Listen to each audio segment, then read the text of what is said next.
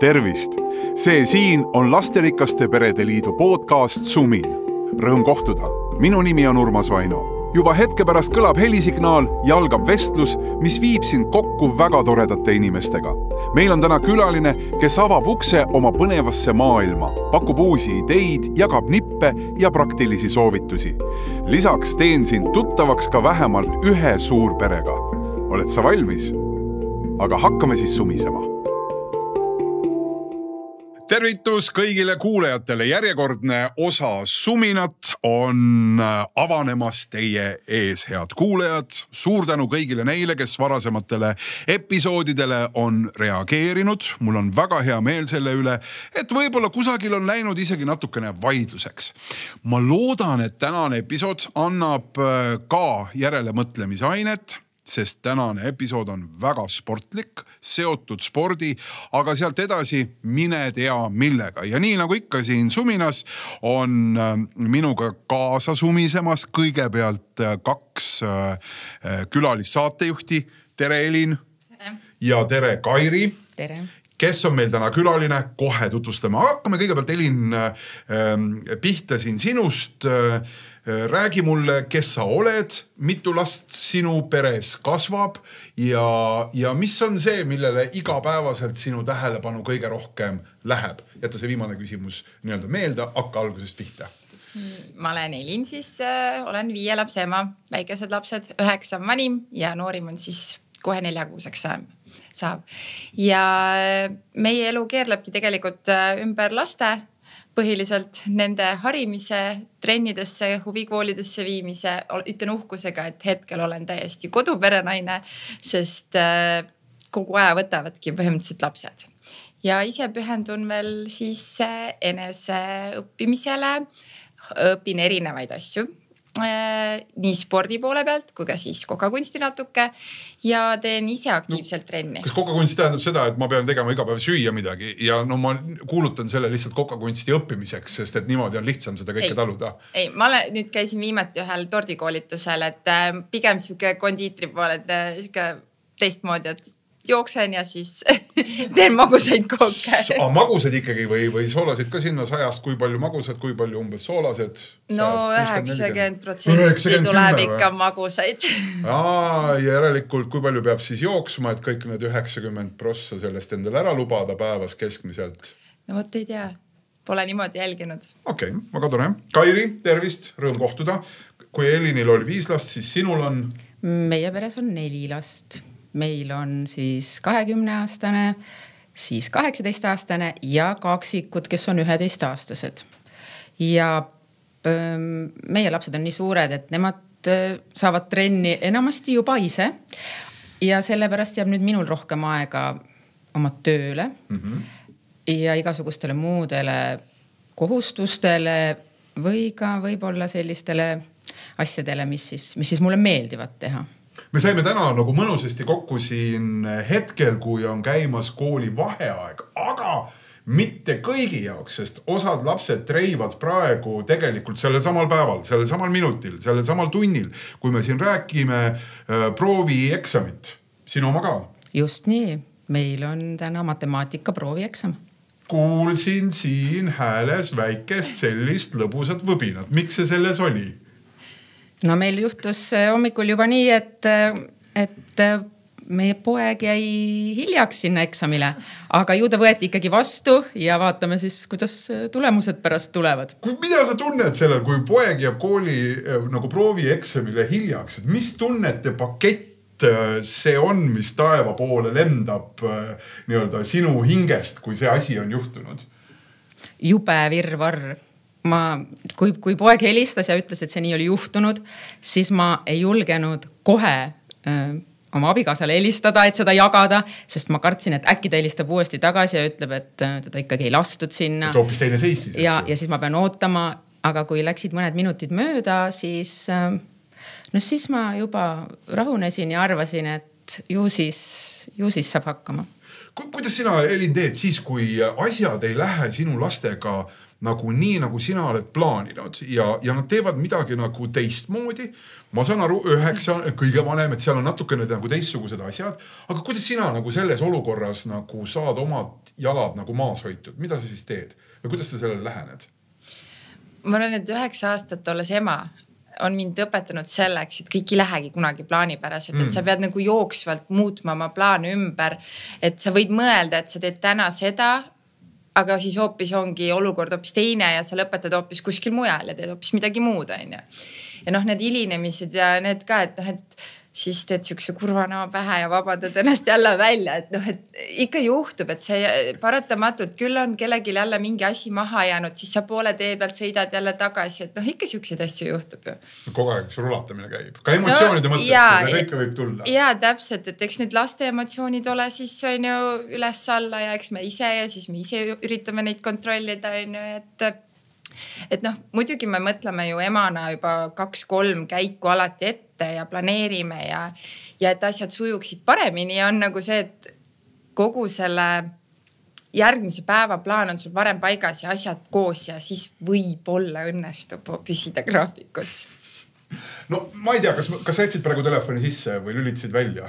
Et kas me peaksime hoidma telefoni sees, et äkki ta helistab nüüd selle meie tunnise vestluse jooksul ja andma talle võimaluse siia vestlusesse sekkuda või julged sa olla praegu nii, et see telefon on hääletu peal? Ja tema on nüüd omapäi ja ma täitsa usaldan teda. Väga hea, aga kui te kuulete Kairit rääkimas, siis arvestage sellega, et seal on väike ärevus, mis sellest proovi eksamis sai. Nii et see on nagu meie vahel ja siin. Aga ütleme nüüd tervituse meie tänasele külalisele. Täna on Lasterikaste Perede Liidu poolt eetrisse toodud podcasti Suming külaliseks Kätli. Tervist, Kätli! Tere! Ja Kätliga on selline, et just nii räägib kõigi jaoks see, kes teavad, mis asi on jooks on lahe. Sina, Kätli, oled jooks on lahe asja perenaine. Jah, olen küll. Kaua sa seda teinud oled juba? See sai alguse 2010 aasta, kui ma avastasin enda jaoks jooksmise ja siis mul oli 3 last. Ja kohe mõtlesid, esimene kord läksid jooksma, avastasid enda jaoks jooksmise ja õhtul jooks on lahe punkt. Ma ei tea, mis seal siis taga on. See ikka nii kiiresti ei käinud, aga jaa, see, kuidas ma üldse selle jooksmise avastasin, oligi see, et ma tahtsin liikuda peale 3. lapse sündi nagu emad ikka, eks ju, et väiksed üle kilod ja et midagi on vaja natukene teha. Aga ükski selline trenn ja aeroobika ja kus ma pidin sõltuma asukohast ja kellaajast, et need kuidagi ei sobinud mulle, küll ma proovisin ühte ja teist ja siis ma mõtlesin, et mis siis saab, et mis asi oleks see, kus ma ei sõltu kellestki, mul ei ole mingit lisavarustust vaja. Siis ma mõtlesin, okei, aga ma lähen lihtsalt õue ja jooksen siis. Õnneks olid tossud, mis vaatasid otsa. Ja isegi ma arvan, mul ei olnudki mingid päris jooksutosse, et need tennised, mis mul seal olid, need ma võtsin ja läksin ja tegelikult saab.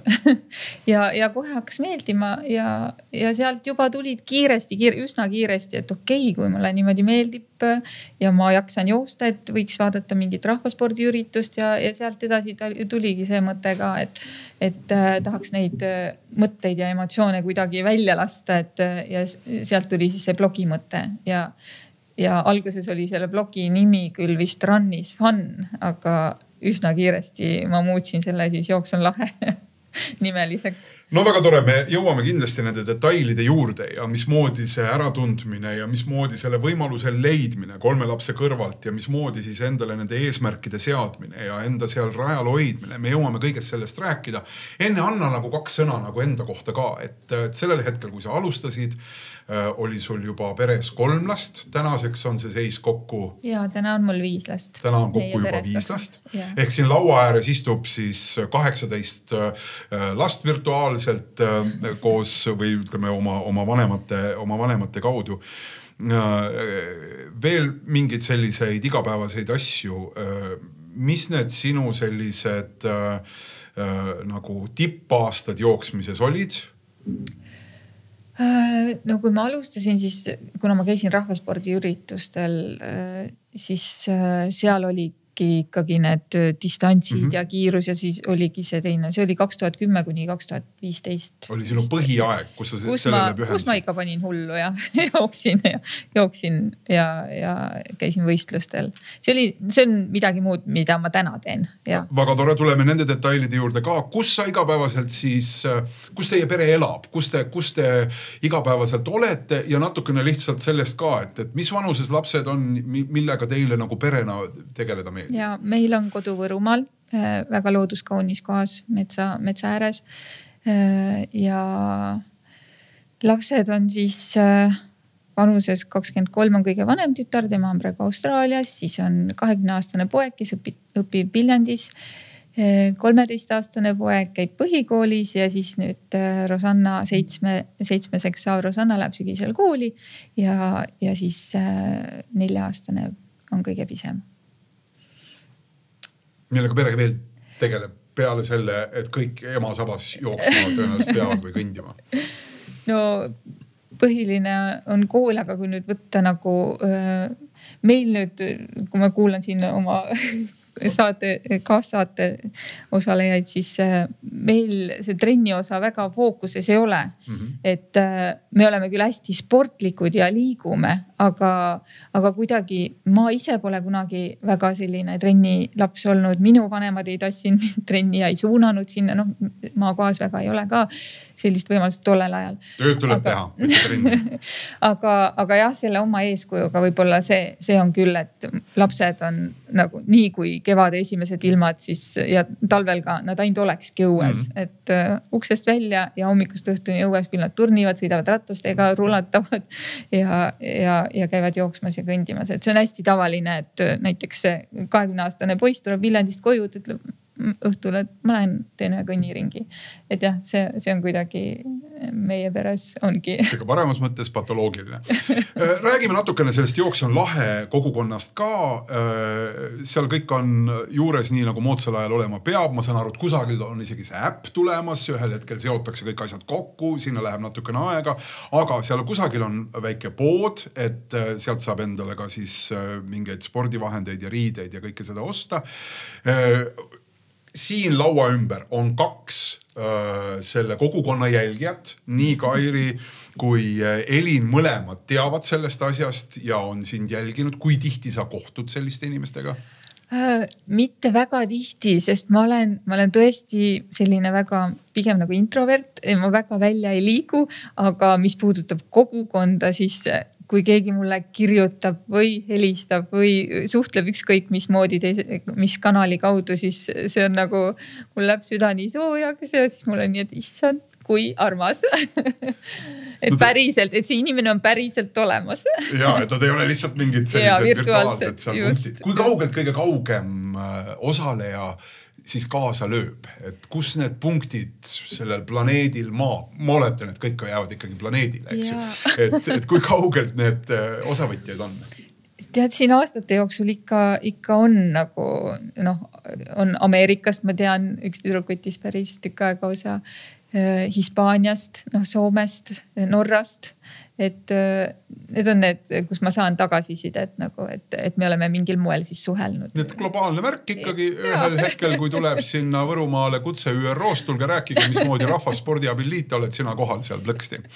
No väga tore, see foon on antud ja võib-olla nüüd viimane asi enne veel, kui me läheme täiesti selle jutu juurde. Ma tean, et neid aktiivselt kaasalööjaid on seal kusagil 300 alla, kes praegu osalevad siis selles nii-öelda igapäevases väljakutses liikuda vähemalt 5 kilomeetrit. Kui palju on selles sinu kogukonnas siis umbes neid aktiivsete kaasalööjate hulgas? Et kogukonnas võib-olla kokku on umbes 6000 inimest, aga nende igapäevaste kaasalööjate hulgas, kuidas see meeste ja naiste suhe on selle 300 ligi juures? Kusjuures ikka väga suur osakaal on ikkagi naised ja just emad, et seda ma näen hästi palju. Et kui seal on natuke alla 300, siis 10-15 meest on seal. 10-15 ainult kokku? Et see on, ütleme, see on isegi alla ju mingi 10, selgelt alla 10%, et see on nagu paar protsenti. Oled sa aru saanud, miks see nii on? Miks see just konkreetselt ikkagi korraldada läheb rohkem naistele? Ma arvan, et seal on see ka, et mina olen naine ja kuidagi ma olen hästi palju oma näo ja pildiga olen ju seda nii-öelda seda Jooksu on lahe brändi, see on nagu kuidagi minuga väga seotud ja võib-olla pereisa väga ei satu jälgima seda ja temani ei jõua see asi, mida mina teen. Et mulle tundubki, et need mehed, kes täna on leidnud selle, et see on jõudnud nendeni kuidagi suust suhu niimoodi sellise reklaamina, et kas abikaasa on kutsunud või sõber on kutsunud või et pigem see on juhtunud niimoodi. Väga tore. Meil on see pilt olemas, hea kuulaja, kui sa oled meessoost, siis ma usun, et siit edasi kuuled sa väga palju praktilist ja kasulikku, aga võib-olla see meie jutt ja sa annad selle loodetavasti andeks või mõistad, et see jutt liigub rohkem nii-öelda läbi naise situatsiooni, läbi naise positsiooni, läbi ema positsiooni ja siis sealt siis selle liikumise. Kätli, sa korra juba nagu lause 2 kirjeldasid seda hetke, kus sa otsustasid võtta ette esimese nagu jooksusammu. Räägi sellest veel natukene, et mis selle juures siis sind seda tegema sundis? Ja kui ma seal 2010 alustasin, siis need situatsioonid on natukene erinevad, kui ma siis seal oli see nii-öelda see esimene triggerdaja see, et mul on vaja liikuda, siis ma väga ei tundnud seda, et mul on vaja nagu, et ma olen nüüd siin laste jaoks olnud või kuidagi vastupidiselt siis, kui ma nüüd 2019 peale 4.-5. lapse sündi alustan, siis ma konkreetselt tundsin, et ma olen endast andnud kõik.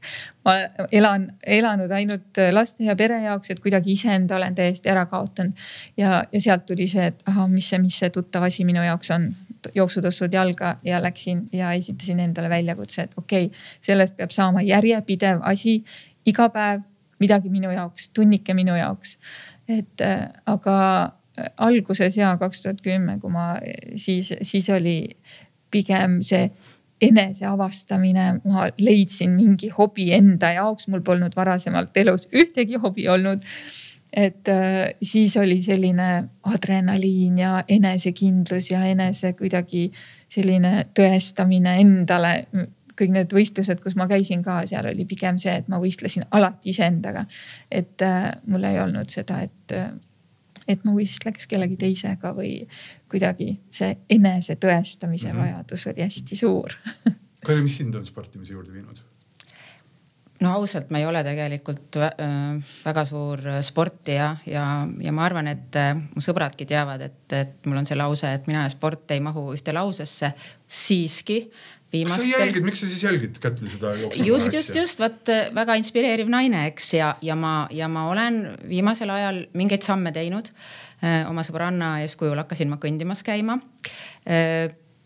Nüüd meie töökoht Stebi kaudu pakub võimalust, me käime jõusaalis ja ma olen rohkem olnud ikkagi selline tagala, et kuna mu mees teeb rahvasporti ja on ka lapsed spordi juurde viinud, siis mina olen alati see olnud, kes siis võib-olla aitab seda korraldada või toetada või koos hoida.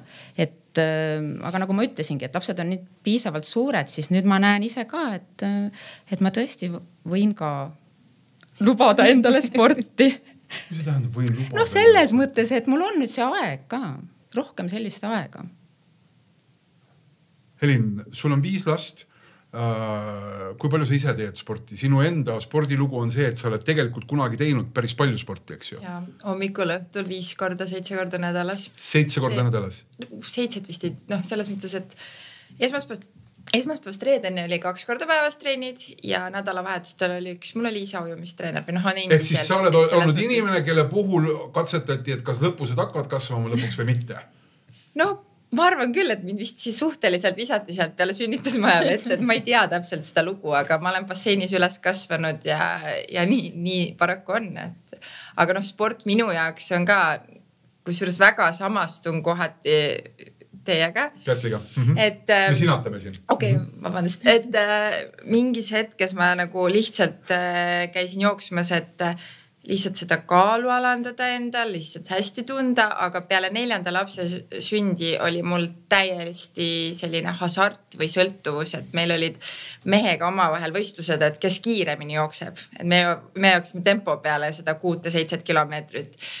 Ja võistlusteni kahjuks ma ei jõudnud, et siis ma jäin 5. ootama, aga muidu niimoodi igapäevaselt ma üritan käia liikumas. Hetkel siis peale sünnitust ma olen jõudnud nüüd aprillis aktiivset trenni teha ja ma ütleks, et 3-4 korda nädalas ma võtan nüüd jooksuaja endale täiesti. Iga päev ma teen midagi. Et kas siis ma lähen lastega jalutama, rullikatega, rattaga või siis võtan täiesti aja endale, et jooksen. Kas see tähendab, et sina oled ikkagi mingis selles kohas, kus sa nagu põhimõtteliselt muud moodi ei oskagi, et sul on nagu mõnes mõttes see eelis täiskasvanuna, et olles nagu juba nagu beebist peale seal basseinis, kasvades selle trikooga nagu koos, eks ju, ja omandades mingi sellise vajaduse, oled sa täna nagu natukene lihtsamas seisus. Või on see ikkagi miski, mis kukub ära, tuleb uuesti leida ja iga, nagu ma ei tea, lapse järel näiteks, et see alustamine uuesti on raske. Oleneb olukorrast, et ma mäletan, kui ma nagu selle ujumise konkreetselt maha etsin ja loobusin sellest, siis uuesti trennini jõuda oli raske. Nüüd on kuidagi kerge sõltuvus ja kindlasti on ka see, et mina emana olen eeskuju oma lastele. Ehk kui mina nagu liigun, teen trenni, siis tahab ka tema trenni minna. Kui ma tunnen, et ma olen väsinud, ma ei jaksa, aga samas nagu mul on mingisugune eesmärk endale seatud, siis ma ei saa nagu, ma täna ei tee, ma homme ei tee. Sest et laps ju võtab sama seisukoha, ma ei viitsi täna trenni minna. Mis me siis teeme? Sunnime tema trenni, aga ise ei tee trenni või? Et mina olen võtnud sellise nagu... Öelda, ma olen treener. Sina treeni, mina ei treeni, ma olen treener. No jah, aga Ei, ma ei arva, et see on päris jah. Ma mõtlen ka, et see nagu ei ole ikka see, et sa oled eeskuju ja mul on nagu selles mõttes jah, et mul on kerge sõltuvus sellest treenimisest. Ma saan selle naudingu sealt, ma saan selle aja enda jaoks. Nüüd küll mitte nüüd väga tihti üksinda seda aega, aga selles mõttes, et ma saan sealt mingisuguse vajaduse kätte ja siis on hea olla. Paneme üldse selle asja kuidagi nagu paika, et me küll teame, me sisuliselt teame, ükskõik kelle juurde mine küsima, eks, et miks peaks trenni tegema või miks ma peaksin selle aja enese liigutamiseks võtma, me teame seda vastust. Kõik teavad. Ei ole kahtlust ka, et ei ole, et kas tõesti peab, et seda ei ole olemas, me oleme kõik seda rääkinud. Aga miks see teie jaoks on tähtis? Et mis selle teadmise peal on? Teie juba kogemuse, kellel rohkem, näitan siin Elini poole või kellel vähem, näitan Kairi poole, eks ju. Mis see teie enda selgitus on, miks ma seda teen? Siin on natukene neid asju juba ka kõlanud, aga kuidas te mõtlete? Ja võib-olla siin juba on ju tulnud välja need aspektid ka, et ühest küljest ju enesetunde jaoks või ka eeskuju jaoks, eks, et ma arvan, et võib-olla ongi kõige olulisemad. Enesetunde ja eeskuju jaoks. Ma teen selle pärast, et keegi vaatab mind, et hakkas ka tegema. Kui siin oli jutt lastest, eks, et aga see kõige esimene arvatavasti ikkagi ma ise, minu enda tervis, minu enda heaolu, et nagu ma ka tõepoolest ikkagi olen mõned korrad ju jooksma jõudnud ja jooksmine on oluline minu jaoks siis, kui ma näen, et mul on aega väga piiratult, aga ma tahaks mingit koormust kehale, ma tahaks natukene pead tühjaks, siis ma pigem lähen teen jooksuringi. Ma tulen tagasi ja mul on uus energia. Tervis on üks põhiline tegelikult ikkagi. Et mina tundsin konkreetselt, et kui ma 5. last ootama jäin ja ei saanud enam trenni teha, sest mul keelati ära. Ja nüüd see sama, et kui sa ära sünnitad ja siis sa näed neid jooksutossusid ja tunned, et mul selg valutab. Ma tean küll, miks see valutab, et tegelikult peaks liigutama, aga sa veel ei tohi. Et siis nagu, see on tegelikult üks asi, et me ise kestaksime nagu kauem, me jaksaksime lastega ja teistega suhelda. Et meil oleks see energia, et meie keha oleks terve. Tegelikult see on võib-olla kõige olulisem asi üldse sellel. Kas see ei ole ka korraga nagu kõige raskem asi? Sest et mingite uute olukordadega on nagu nii lihtne harjuda. Mul on kui siit natukene valutab jah tagant, aga ei, et kui ma istun nii, et ega ma ei tunne seda siis, eks ju. Et ma võtan selle sisse, et see on mingi asi, mis on, eks. Ja harjun sellega, et see asi, mida me mõtleme nagu, et see on tervislik toit. Tervislik toit võib leiduda nii-öelda hamburgeriletist alates, kuni siis ma ei tea, kõige rohelisema kapsaleheni. Kõik selles skaalas võib olla kusagil seal tervislik. Ehk me nagu olles nagu kõige selle keskel, hoida nagu sellest nagu põhimõttest kinni on minust nagu pagana raske. Sest et sa räägid endale õigeks selle olukorra, et nii praegu peabki olema, mul on 5 last sündinud, see peabki olema nii, nagu ta on, eks ju. Ja sellepärast ma saan seda kõik edasi lükata. On see tuttav, Kätli? Jaa, seda ma ikka nagu püüan ka inimestele rääkida seda, et sa leiaksid selle oma põhjuse, selle miksi, kui sa leiad selle miksi üles. Miks seda teha? Jaa, miks, sest inimestel võib olla see miks erinev, aga mina olen täna leidnud enda jaoks ikka väga tugevasti selle minu tervis, minu keha, minu heaolu. Parem uni, peavalud on kadunud, mul on rohkem energiat, ma tulen jooksuringilt tagasi, ma olen palju parem ema. Aga jah, et sealt seda tasakaalu leida, et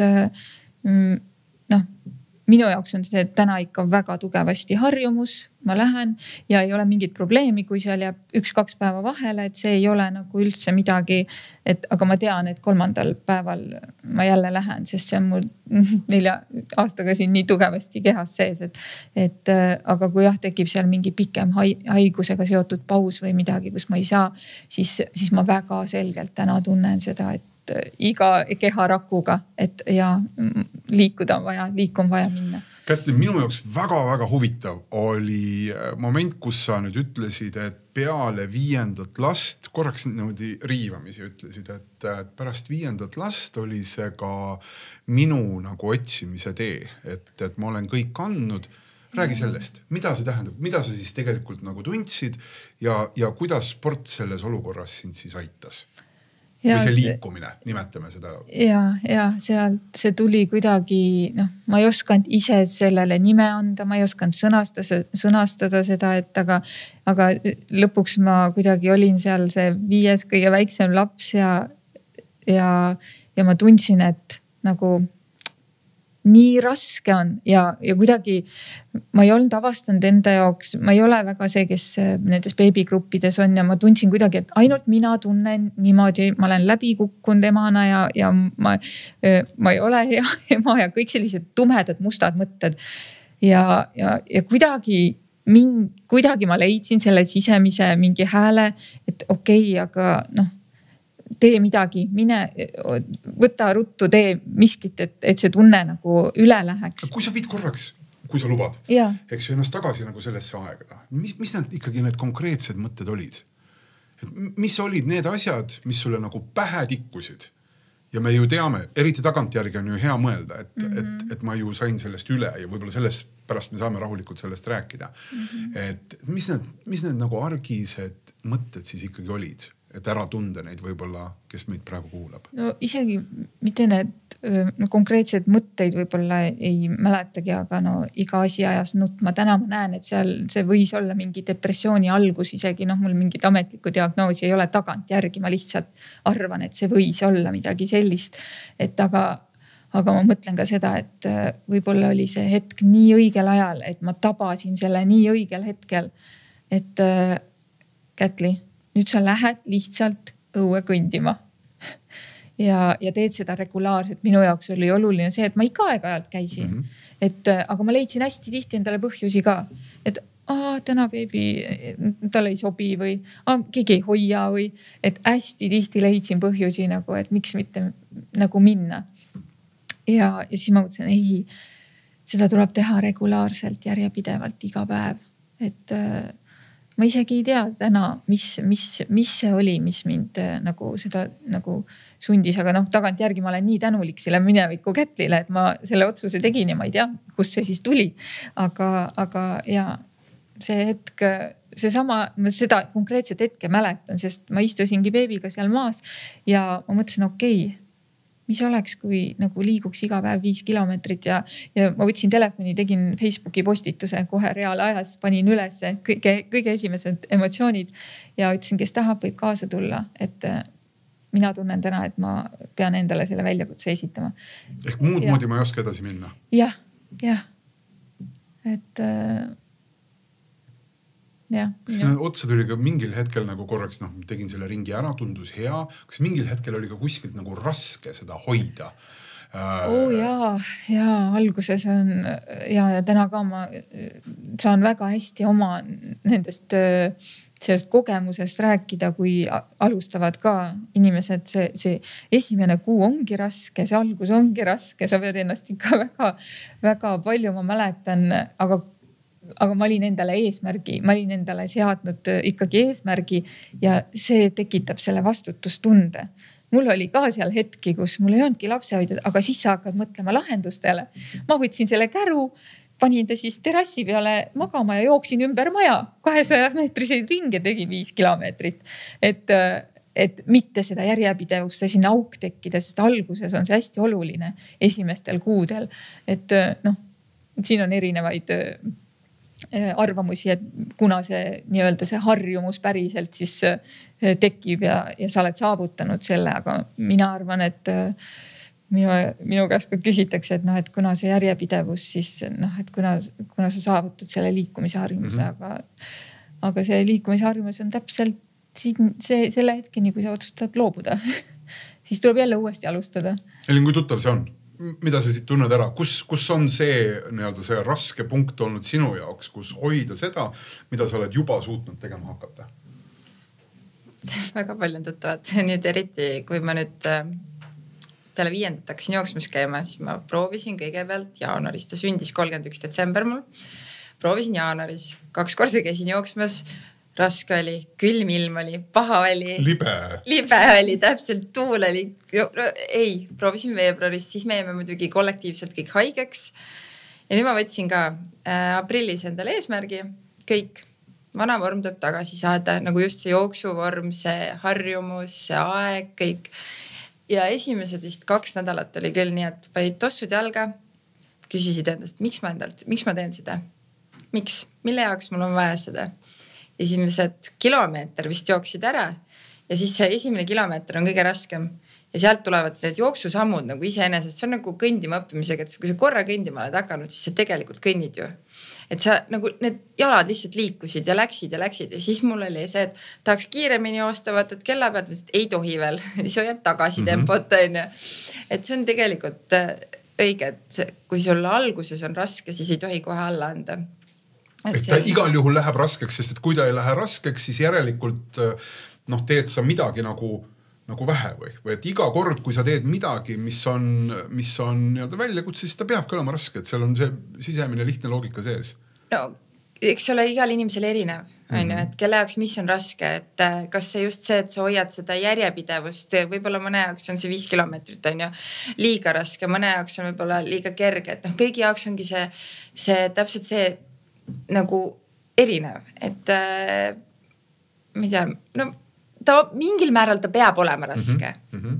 Mingil määral, aga see ongi see, et me peame kõik iseennast, iseenda keha, vaimu tundma, teadma täpselt, et mis maani me laseme nagu sellel raskusel minna, et ei tohi ka üleliia raskeks meile minna. Kairi, kuidas sinul on need hetked, kui midagi tuleb ette, just kui nagu peaks, ise väga tahaks, aga samal ajal istub kõrvaga siin õla peal mingi selline kääbus sosistav, kes ütleb ja, kuna ma ju esindangi siin rohkem seda mitte nii hea sportliku ja toonuse poolt, siis ma tahakski just öelda. Lihtsalt tutvustage meile oma kääbust, kes sulle siis ma ütlengi julgustuseks nüüd mõnele kuulajale, et absoluutselt see on ka väga normaalne, et ma tegelikult ei saagi minna, ükskõik mis see põhjus on, sest põhjuseid võib olla erinevaid tõesti, et mõni on nagu päris põhjus ja teine nagu ei ole päris, eks ju. Et mina olen nagu ka aru saanud enda jaoks, et neid piiranguid ma tegelikult ei tohi endale panna või nagu siit ka tuli välja ja Kätli ütles, et kui mõni päev jääb vahele, see ei pea olema see, et mis nüüd siis saab selleks nagu selliseks vaheetapiks, et olgu, ma langesin nüüd välja ja nüüd ma nagu nüüd ma ei peagi tegema või ei tee enam. Ma pääsesin ühest küljest, teisest küljest, et tulevast musta auk. Et tegelikult ikkagi see endaga rahulolu, see pool minu arust on ka väga-väga tähtis, et ja tõesti eesmärgid, see on hästi hea märksõna ja noh, üleüldse, et siis juba me läheme väga kaugele sellest, et kuidas neid eesmärke seada ja miks neid on vaja, eks, et see on muideks väga huvitav teema, et sa selle mängu tood, sest siin enda perekondliku spordi tegemise kontseptsiooni seadmise juures on see olnud ka nagu väga teema, et minu abikaasa jaoks on need asjad väga palju rohkem kuidagi nagu endasse. Minu jaoks tundub nagu, et tahaksin nagu seda teha või siis ma ei tea, seal mingil võistlusel või minna kuskile sinna jooksule. Kuidas sina oled enda jaoks, Kätli, neid eesmärke seadnud? Et kuidas sa neid, ma saan aru, et üks on see vorm, tegemise vorm, 5 kilomeetrit liikumist päevas. Aga kas seal on nagu see ka taga, et miks seda on sinu jaoks vaja, et me rääkisime sellest abstraktsest tervisest, eks? See on arusaadav, aga jälle ma panen sinna kohe juurde, et täna nii, homme naa, vahepeal tunnen paremini, vahepeal halvemini, et kuidas ma seda aru saan, et nüüd on tervis või et nüüd ei ole tervist. Seda me mõistame lihtsamini, et aga mis see eesmärk on, kuidas sa ise seda näed? Et mida see peaks andma? Seda ongi nii raske mõista, sest sa ei saa seda justkui mõõta. Et mis mõttes mu tervis on oluline, aga käin siin 10 päeva jooksul, ma ei saa aru, et ma olen tervem. Aga mina olen seda mõelnud niimoodi, et ma iga liigutud päevaga toon endale elupäevi juurde. Ehk siis nagu konkreetselt ma pikendan oma eluiga ja see on minu jaoks see, mille pärast mina teen. Et see 5 kilomeetrit ja see liikumine, minu jaoks on see olulisem asi seal selle juures järjepidevus. See on see kõige olulisem asi, et ma teen seda järjepidevalt. Seal võib olla ka 5 päeva pausi, aga et ma jätkan, teen. Et siin ka see väljakutsega seoses, et seal on ka nagu lubatud, eks ju, et 5 vaba päeva, et sa võid võtta need 5 vaba päeva. Et kui kellelgi kukub selle ree pealt maha, tuleb see 6. päev, siis ma tahaks nii julgustada, et alati saab uuesti alustada, et see järjepidevus on seal see hästi oluline asi. Ja meie peres lahenes see siis nii, et mina olen ikkagi hull oma nende mingite soovide ja eesmärkide ja tahtmistega, aga siis mu kaasa on nagu sõnastanud, minu jaoks mulle tundub. Sest et mina ütlesin, et kus see su eesmärk on, püüdsin seda välja pigistada ja tema on öelnud, okei, kui sa seda tahad, siis mulle meeldiks see, et ma 70-selt jõuaksin nädalas 2 korda 5 kilomeetrit joosta. Et see on see eesmärk. Muidugi, mina jään rahule ja ütlen nii väga hea, nüüd on see tehtud, eks ju, aga et kuidas see enda sisemuselt töötab, see tegelikult lõpuks ei ole tähtis. Peaasi on kuidagi nagu seda enda jaoks visualiseerida. Mida sa siis teed selle jaoks? Sul on 5 last. Need on ikkagi nagu võtavad aja, eks ju. Kuidas sa nagu lood endale seda võimalust, et sul jääks aeg, kas või tiirutada ümber maja, aga see on aeg. 5 kilomeetrit kõndi, see tähendab ikkagi umbes 40-45 minutit, kui panna hooga, eks ju, tegelikult pigem rohkem tund. Kuidas sa selle aja võtad? Ja see on üks kõige levinum põhjus, mis inimesed ütlevad. Mul ei ole aega. Ja siis mina ütlen selle peale, et meil kõigil on sama palju aega ja tegelikult sul on see aeg lihtsalt, sa pead seadma endale prioriteedid, mille jaoks sa seda aega tahad ja kui sul on see prioriteet, see eesmärk, milleks sa tahad seda aega, siis sa selle aja sealt päevast üles leiad ja mis mulle meeldib see, mis ma enda puhul ka tegin, et ma tegin enda päevas inventuuri. Paningi paberile kirja, hommikust saati ärkasin üles, pesin hambaid, sõin, siis istusin telefoni, vaatasin seebikat, siis helistasin sõbrale 2 tundi, rääkisime. Ma räägin sellest ajast, kui ma väikse lapsega kodus olin. Ja nii ausalt üles pannes ma leidsin päeva jooksul nagu nii palju aega. Ma lõpetasin need pikad kõned sõbrannaga ära, sest need olid lihtsalt 2 beebiemme vahelised. Samal ajal, eks ju, pesed seal pesu ja räägid nagu mingitest asjadest. Aga ma ei tundnud lõppkokkuvõttes, et see andis mulle midagi, ei andnud. et ja kui sa vaatad ausalt nendele asjadele otsa, siis tegelikult see aeg on seal päeva jooksul olemas. Ja kui sa selle aja juba üles leiad, siis on hea selle najal siis hakata tegevusplaani koostama. Et kuhu ma nüüd selle liikumise seal päevas, sest tihti ju emadena, kes käib tööl, kes teeb kodus, kes on beebidega, et kes see vaatab last või seal on vaja natukene planeerida. Et siis panimegi paika, vaatan abikaasa tööpäevi, siis enda, siis kas vanaema saab aidata, siis kas vanemad lapsed on kodus ja nii selle aja ilusti saab planeerida ja sa leiad selle. Ja siis kõva häälega see välja hõigata, kuulge, hei, et kõik pereliikmed teaksid, sõbrad teaksid, sa võid isegi sotsiaalmeedias hõigata. Kuulge, ma võtsin väljakutse vastu, ma liigun nüüd iga päev 5 kilomeetrit, siis sul tekib see vastutustunne. Et alguses, nagu ma ütlesin, iga algus on raske, iga uue harjumuse juurutamine on raske. Ja kui sa siis selle välja ütled, siis on see, et okei, kui ma nüüd homme ei lähe, ja abikaasa küsib, et kas sa ei läinudki või, et siis sa pead justkui kellelegi aru andma. Et alguses, ma arvan, on see hästi oluline. See on rütmi loomine lihtsalt. Ja, just. Ja hästi tore oleks, kui sa leiad endale sõbra ja vastutuskaaslase. Mina nimetan seda vastutuskaaslaseks, sest see võib olla ka virtuaalne sõber. Te ei pea olema niimoodi, et sa lähed nüüd abikaasaga koos, sest mina ka tihti oleks tahtnud minna abikaasaga koos kõnniringile, aga üks pidi last jääma vaatama. Aga see võib olla ka virtuaalne sõber või teises linnas elav sõber, aga te lepite kokku, et kuule, et me läbime koos, teeme 6 aega, liigume iga päev ja siis aeg-ajalt helistad, kuule, et täna läksid ikka, et mis kell sa käisid, kus sa käisid. Et see annab ka selle, et sa ikkagi teed seda. Ehk see üksinda olemine annab nagu väga palju suurema võimaluse leida neid põhjuseid, miks mitte täna seda teha, sest mul on tõesti ümber kiire hetkel. Sa hakkad endale otsima neid vabandusi. Helin, kuidas sinuga on? Sul on 5 last, nooremat veel, eks ju, et kuidas sa endale selle aja lood? Et ma saan aru, et sa oled ju ka ikkagi igapäevaselt vähemalt osalise ajaga nii-öelda navigeerija, et sa aitad neid erinevatesse trennidesse ja nii edasi. Et kuidas sa selle aja leiad enda jaoks? No meil on lihtsalt nii, et mul abikaasa on pool nädalast üldse ära ja mul ei ole nagu väga võimalust kuhugi neid jätta kellega, siis ma võtan nad kaasa.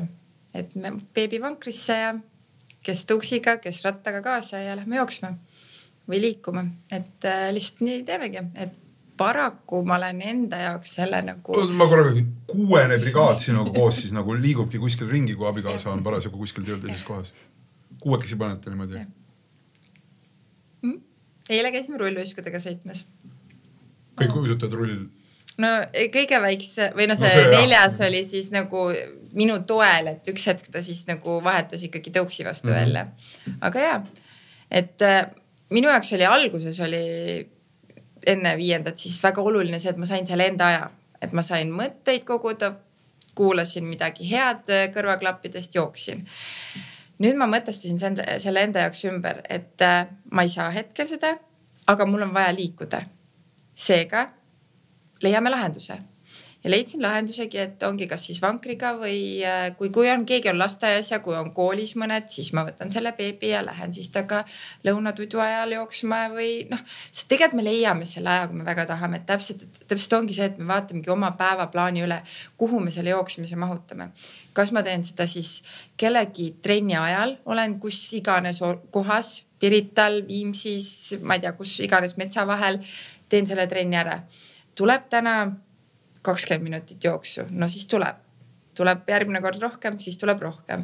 Et see ongi see, et nagu just öeldi ka, et jäävad need päevad vahele, samaga selle aeg ja see jooksu pikkus või trenni pikkus, et neid saab ju mängida, et sa ei pea võtma nagu nii ma olen nüüd kohustatud iga päev selle kiirusega. Ja tund, eks ju, sinna sisse keskele. Meie jaoks tegelikult on ju see päevane liikumine oluline. See päevane liikumine nädala lõikes, kuu lõikes, et mitte nagu see, et ma pean nüüd iga päev 60 minutit aktiivselt mingisugust kaloraaži põletama. Miks? et see on see, mis hakkab tekitama nagu inimestes ka stressi.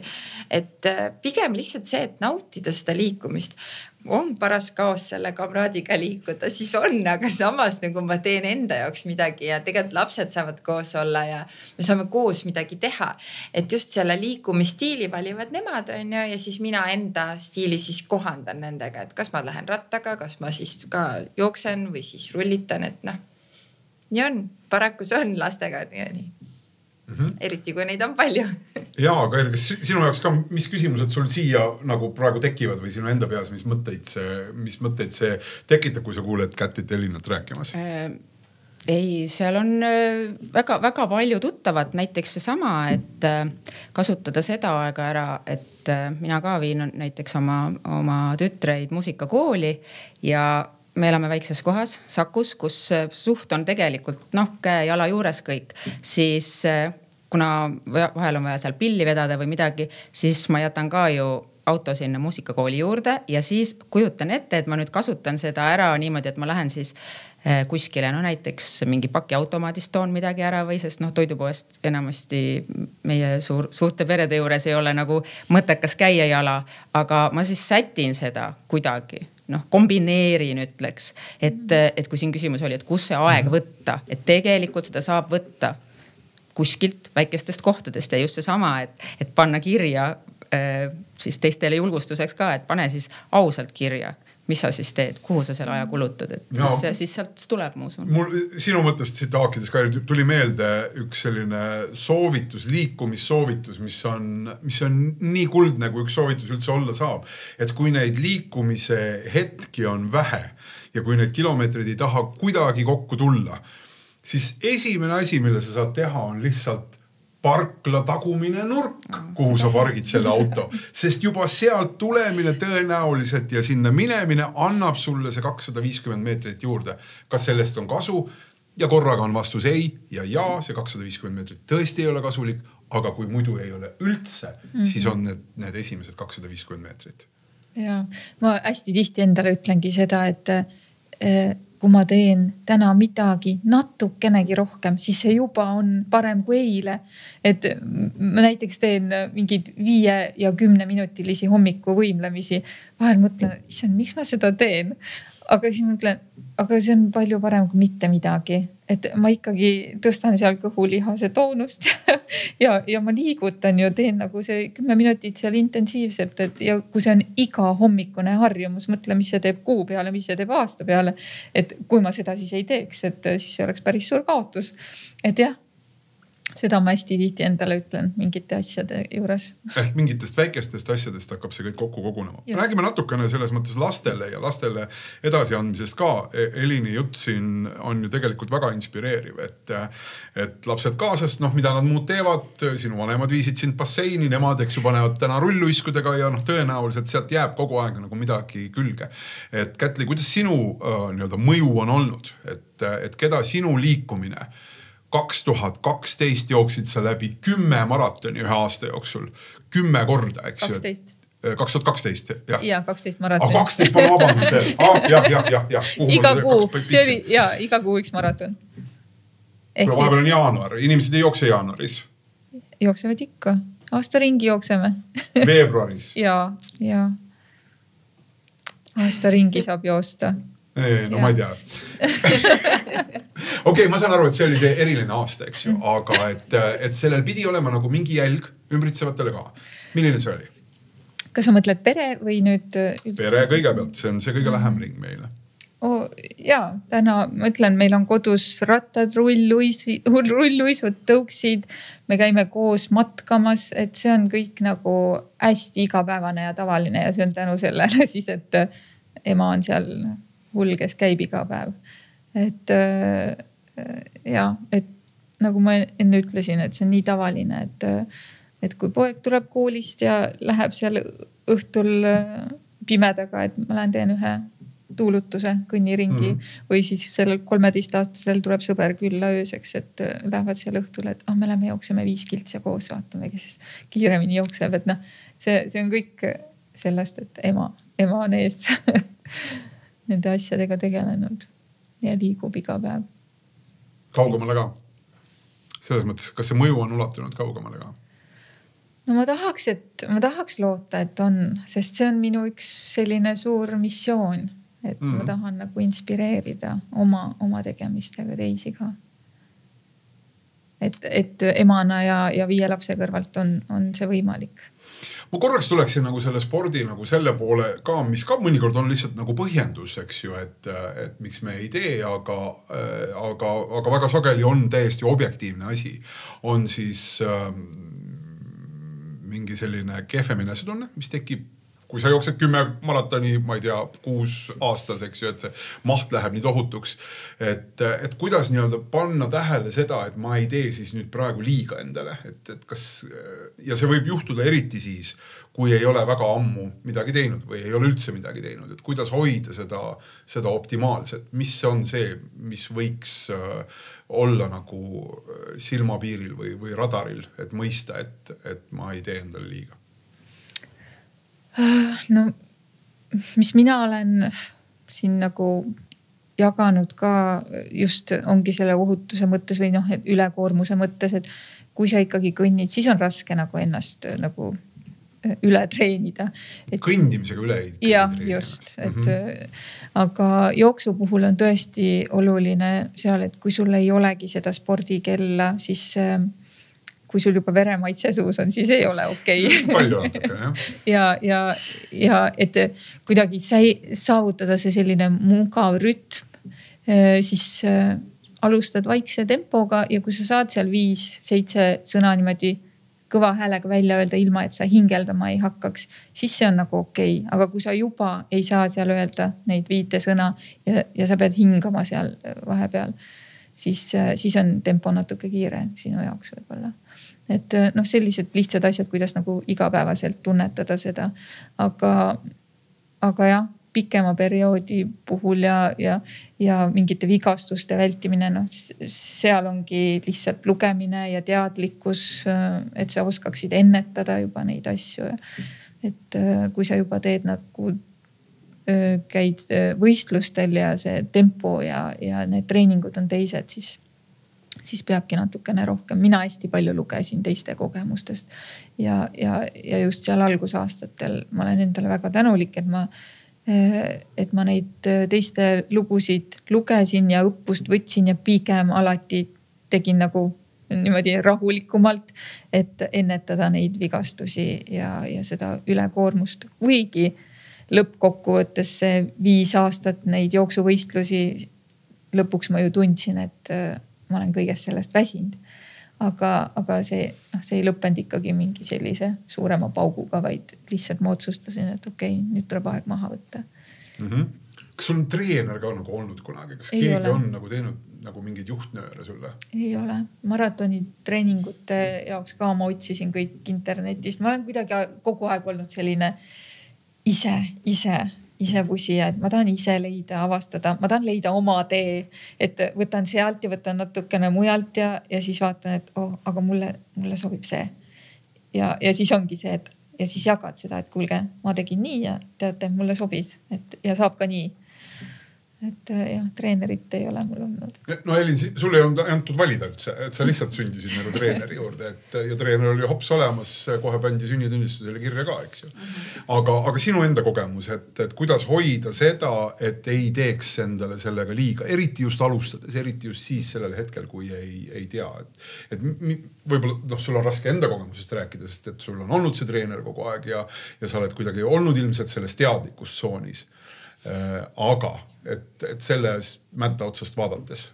Ja siin kõlasid tegelikult väga head need juba nõuanded ära, et tõesti, kui veremaitse on suus, siis ikka peaks pidurit panema. Kui näeb veel verd, siis on nagu... siis on ikka väga.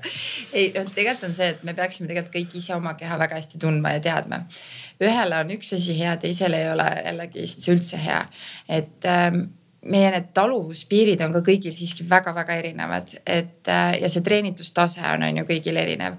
Et üks asi on see, et loeme tõesti hästi palju iseenda teadlikkust tõesti tõsta sellega, et ise lugeda ja uurida, et kuidas on nagu hea tunda oma keha ja kes tõesti tahab ikkagi nagu väga niisugust hullu panna nende võistlustega, siis mina soovitaksin konsulteerida kas füsioga või nagu tõesti mingi treeneriga, kes suunab ja juhendab. Et ta see oligi see, et võtta kas või mingiks 2-3 korraks see eratreener, ta näitab mingisugused nipid ära, ta räägib võib-olla midagi lahti ja sealt nagu ise edasi minna.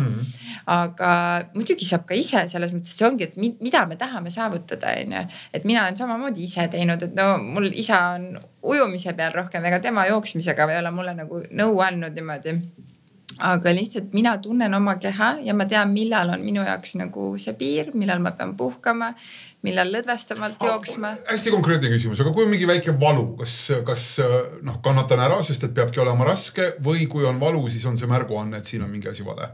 Kui on valu, siis ikkagi midagi on valesti. Mingi samm on vale, mingi liigutus on vale. Et üle valu me ikkagi ei tee?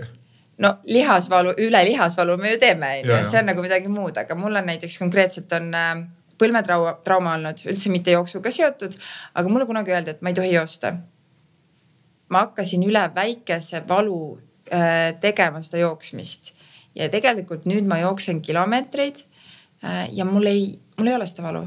Et et see ongi jälle see, et me tunneme oma keha kõige paremini, kuulame arsti soovitust ja siis hakkame sealt nagu seda leidma, seda õiget teed. Kätli?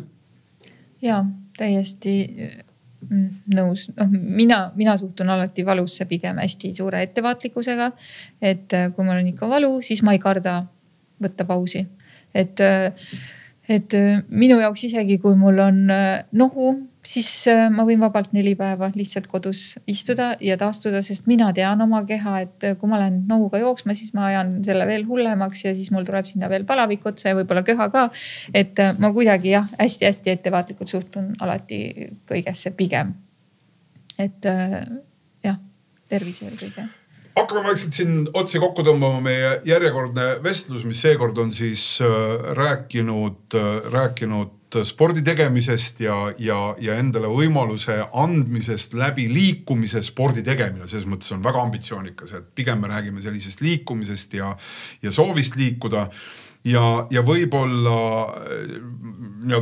heites pilku tagasi on olnud need jutupunktid kõigepealt see, et mõista, miks ma seda teen, vastata sellele küsimusele ja siis, kui sealt hakkab vastuseid tulema, siis võiks olla üks väikene inventuur iseenda jaoks, et kust leida see aeg, kuidas võtta endale see hetk, et anda võimalus selleks liikumiseks ja sealt edasi siis mingite väikeste eesmärkide kaudu püüda selleni siis jõuda, aga need eesmärgid olgu siis nagu pigem toeks, kui lihtsalt nagu puhtalt selle eesmärgi nagu saavutamiseks, et need asjad ei ole kõige selle juure peamised. Kätli, Elin ja Kairi, et kõigepealt võib-olla ikkagi nagu selline väikene ring selle osas, et mis on need asjad, mis täna siit kõrva jäid ja mis tundub, et mida võiks kindlasti proovida. Kairi, ma hakkan sinust pihta, sest sinu nagu suhe sellise aktiivse spordi tegemisega on olnud kõige rahulikum praegu.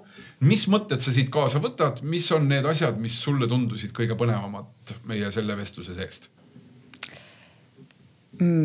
Ikkagi, kes ei taha, see ei pea minema jooksma. Seda ütlesid sina mitte korda.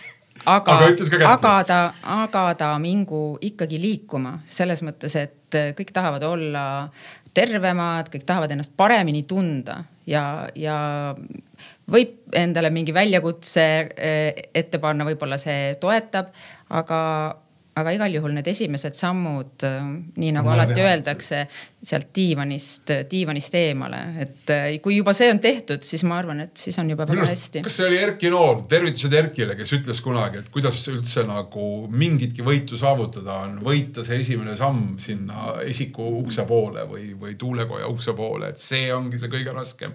Kõik pärast seda hakkavad olema juba järgmised teised ja kolmandad sammud. Ja üks asi veel siis, nagu siin ka kõlas tegelikult, et ikkagi neid lahendusi otsida, mitte kogu aeg vabandusi.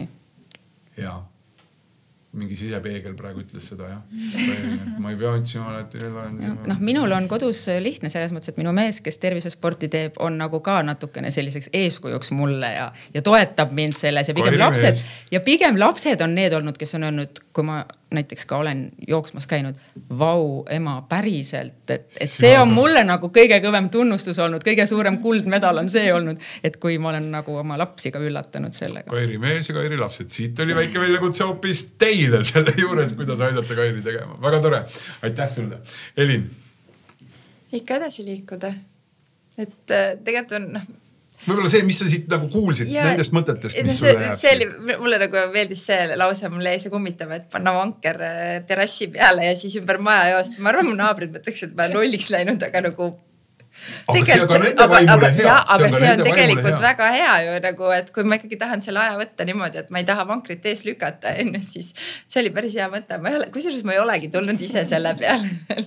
Saada meile sellest pilti, sa ühel hetkel selle realiseerid selle võimaluse ja seda oleks tore, sa saad realiseerida seda selle peale, et teistele ütled lihtsalt, et nüüd me mängime ema taga ajamist ümber maja ja nad jooksevad ikkagi sulle järgi. Ma arvan, et mul vanem poiss juba saaks mu kätte, nii et sellega oleks nagu keeruline. Väga hea, siis on ka jooksuks see jänes olemas, kelle pealt sa varjutada. Kätli, kas sulle ka midagi siit nagu tekkis täna, mida endaga koos kaasa võtta? No eks need kõik mõtted olid nagu väärt mõtted ja ma olen nendega, me kõik siin oleme tegelikult kokku puutunud ja teame ja aga ma ikka tahaks rõhutada seda, et emad võtaksid endale aja ja nad peaksid seda tähtsaks, sest hästi raske ongi seda endale nagu tunnistada, teadvustada, et okei, mul on vaja see aeg võtta päevas enda jaoks ja liikumine lihtsalt see on üks kõige lihtsam viis minna ja tuulutada ennast. Ja kuidagi saavutada see võib-olla selline eduelamus ka sellise füüsilise liikumise näol. Võib-olla üks mõte lihtsalt veel siia lõppu, millest me ei ole rääkinud ja ei jõua pikalt rääkida, aga see on ka selline omamoodi, ma ei tea, kas sa usud meditatsiooni või mitte, aga jooks iseenesest on nagu miski täiesti teistsugune seisund. See rütm, mis seal jooksus tekib, isegi siis, kui sa jooksed väga erinevat maastikku üles alla, vasakule paremale, pead kuskil hüppama või nii edasi. See loob mingi täiesti teistsuguse tunde, mida ei ole võimalik. Ja see ei ole see tunne, mida sa tundsid kooli kehalise kasvatuse tunnis, kui keegi piitsaga nurga pealt hüüdis, jookse loom, jookse, eks ju. See ei ole see sama tunne. Täiskasvanuna teadlikult seda tehes, siis selles on hoopis mingi teine asi sees. 100% nõus. Ja seda ei ole võimalik kirjeldada. Seda tunnet saab ainult kogeda, sest et see on sinu peas tunne. Ja, nii nõus. Et kui ma otsustasin ka võtta sellise rahuliku kulgemise, ma naudin loodust, oi kuidas ma täna naudin loodust, ma näen, ma märkan asju, seda kollast liblikaid, neid sinililli, et varem kui ma seal nii-öelda trenni tegin 100-ga, siis ma neid asju ei märganud. Aga jah. 12 maratoni aastas, ma ei saa üle sellest. Aga mul on väga hea meel, et sa oled jõudnud teha nii seda, kui ka seda teist, märgata seda liblikat ja nühkida läbi need 500 peaaegu kilomeetrit, mis selle 12 maratoniga kokku tuleb. Suur aitäh selle vestluse eest teile kõigile. Ma väga loodan, hea kuulaja, kes sa viimase tunni oled meiega koos olnud, et siit tuli inspiratsioon, kas jätkata seda, mida sa oled juba teinud, saada meelekindlust või siis alustada ja alustada saab kõige lihtsamalt otsustades, jooks on lahe, guugeldades, vaata järgi, mida Kätli teeb, mida teevad need teised inimesed ja isegi kui seal küsitakse, Kätli, sa ei tohi vastu vaielda, isegi kui seal küsitakse mingi raha ja sa tunned, et sa ei taha seda raha maksta, minu poolest ära maksa.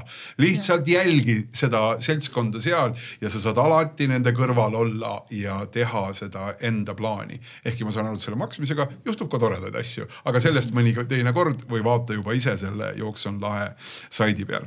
Kätli, suur aitäh oma lugu jagamast ja loomulikult enne seda lihtsalt suur aitäh sulle seda lugu loomast, sest et see kindlasti on tunnustust ja kiitust väärt. Suur tänu sulle.